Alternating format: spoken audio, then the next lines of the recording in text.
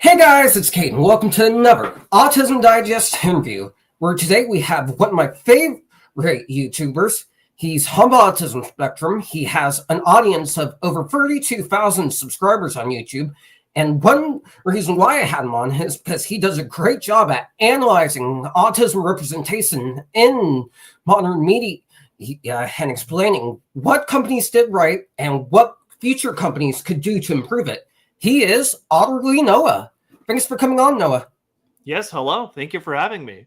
Of course, I think a lot of people might know you by now. 32,000 subscribers is definitely a lot. But for those that may not know you, do you mind summarizing a bit of your story in your own words? Absolutely. I got started on YouTube doing videos about like autism representation in media. A lot of the early ones I did were comparing how animated movies kind of tackle autism better than live action movies, in my opinion. Like one I did was Lilo and Stitch, comparing how that tackles like autism representation, although it's more of an autism coding sort of thing there. Comparing how that functions as opposed to music, the movie by Sia, because Lilo and Stitch captures the autistic experience really a lot better than music, in my opinion.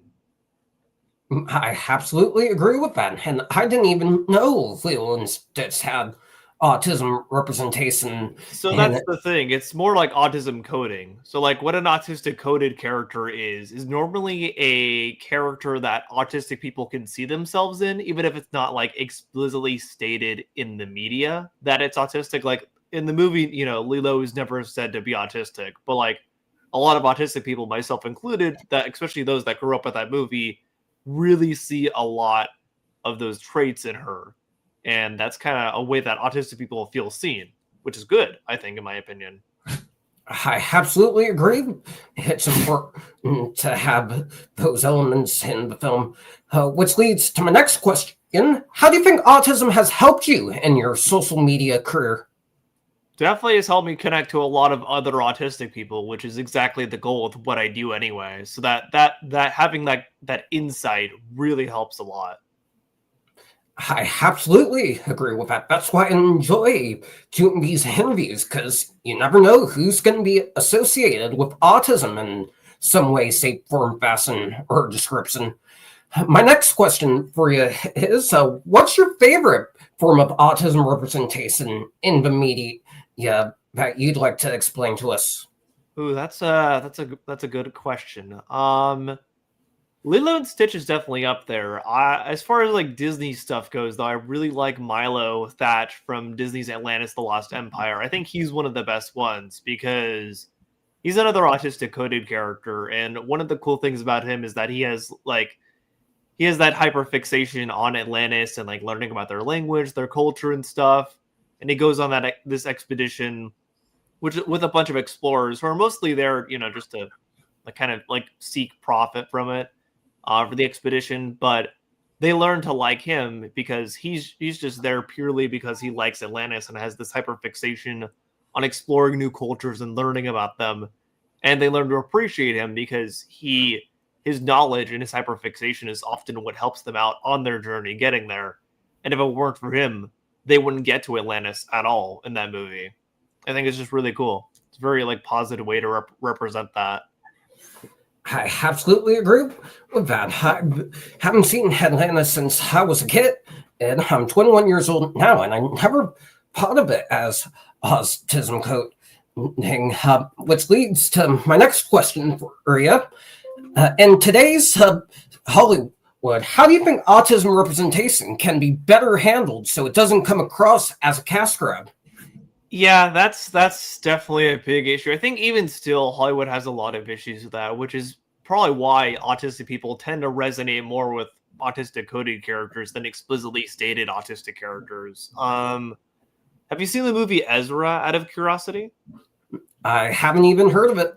Okay, so that one came out a few years ago. That one was interesting because it was sort of a step in the right direction because they cast an actual autistic kid as the role of Ezra in that movie. I did do a video on it, so you should probably check that out. But like the issue with that movie, despite the fact they actually cast an autistic kid in it, was sort of the the acting around him, like the people who were supposed to be portraying his parents and stuff, it didn't come off well at all.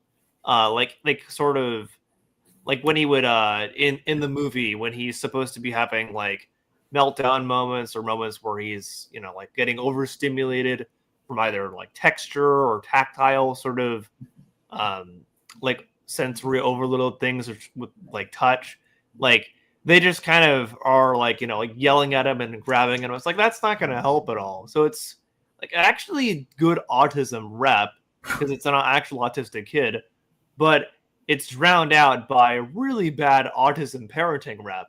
So even that one I don't think does a very good job.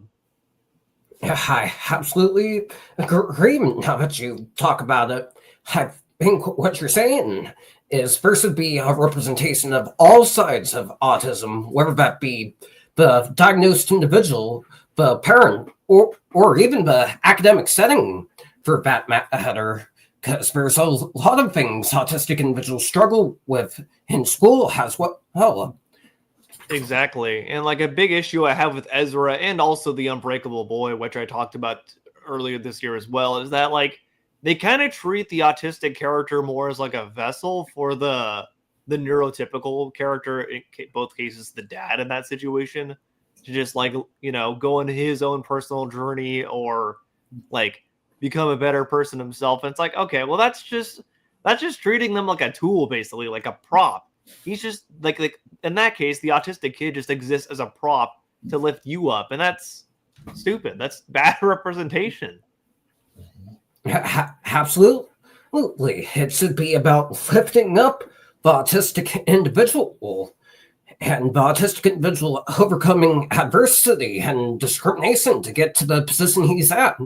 I would definitely like to see a lot more of those stories, which leads to my next question for you. If you could produce a movie that has autism representation done the right way as an autistic individual, what would the plot be and how would you go about doing it?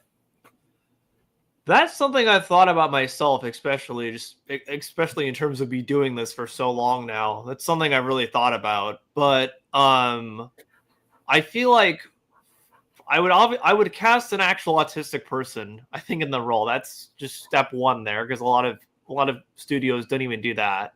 That's just step number one. The plot, though, that's something I've really kind of thought about, because I would want it to be something that actually resonates with autistic people like myself. So I'd have to really consider the plot, but it would probably be something about an autistic person wanting to create something and share with those around them. I think that would be kind of just a good baseline to work with, because most autistic people are creative people. That's a really good idea. A lot of autistic people resonate with creating things and the arts and what have you. And there's been a lot of autistic creators that have gone on to be successful. So I think something like that would absolutely work. My next question for you is, what's your advice to anyone, nerd version or not, that wants to make it as a social media influencer?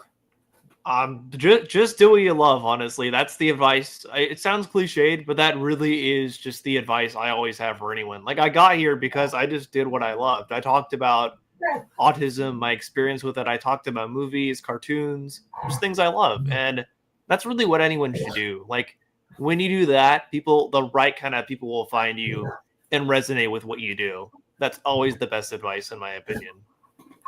I absolutely agree. That's why, as I said, that's why I love doing this, because I get to connect with people and I'm doing what I love. All right. My last question for you. Thank you, sir. My last question for you is, what does the future hold for you? Do you have any projects or live streams that you want to promote? The next video actually that I'm doing will be on autism representation in anime. So look forward to that. There will be some special guests on that video too. So look forward to that as well. Autism representation in anime definitely sounds interesting. We'll be sure to check it out. Anyways, that's going to do it for this interview, guys. Thank you so much to Noah for coming on and sharing his story. If you guys want to see more amazing interviews with amazing individuals in the community, be sure to like, comment, and subscribe to the Autism Digest channel. Check out our November issue that's coming out soon by going to autismdigest.com, and stay tuned for the audio file of this interview to be posted on our Spotify. Thank you so much for watching, and we'll see you in the next one.